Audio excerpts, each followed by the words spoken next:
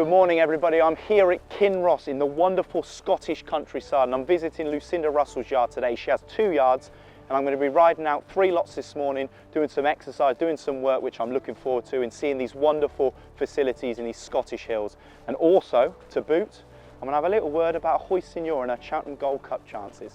So we'll see how we get on.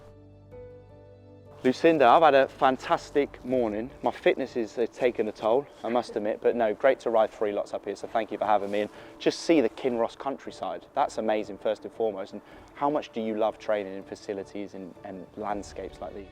Joe, we're so lucky up here. Though it's very windy, which doesn't do much for our hairstyles, it's very good for the horses' well-being. And I think just, you know, the pressure's off a little bit up here. We're a little bit more laid back.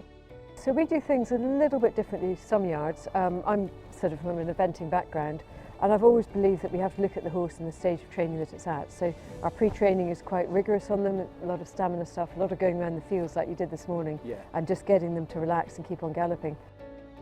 And then just before they go racing, we do just have this sort of fun time around the fields, which I think is really good for them mentally. I think that's why our horses tend to continue throughout the season. They can win at the start of the season and they'll be still fresh at the end of the season. They run well all year round, really. Yeah, and it's because they're kind of doing something different all the time. They just enjoy it, and galloping in a herd is very natural to them.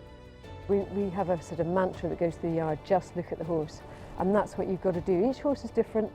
This horse is very happy just now, looking at the way they hold themselves, how relaxed they are, but also really basic things like their coat. Yeah. You know, when horses are well, they come through in their coat, the coats are shiny, their heart rates are going, and it keeps the coat looking good, they're bright in their eye and stuff, and they're just happy.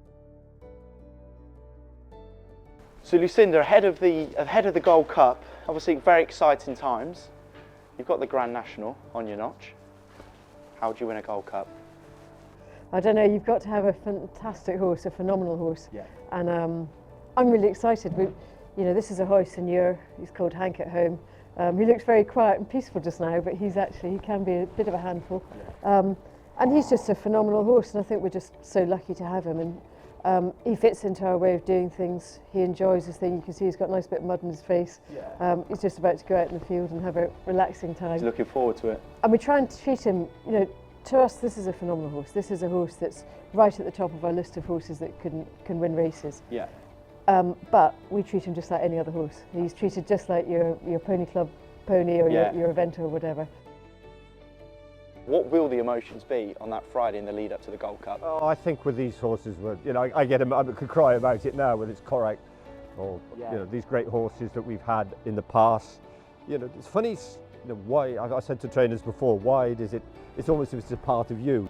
I am not going there and saying we will win, but we're also not going down as a social runner anymore with 10, 12 to 1, and no, we're not without a chance. And then it's up to the good Lord then, who I will ask lots of favours. I might go to church the Sunday before. I was going to say Sunday before. A few prayers on the Thursday night as well. Sunday, I've become very religious.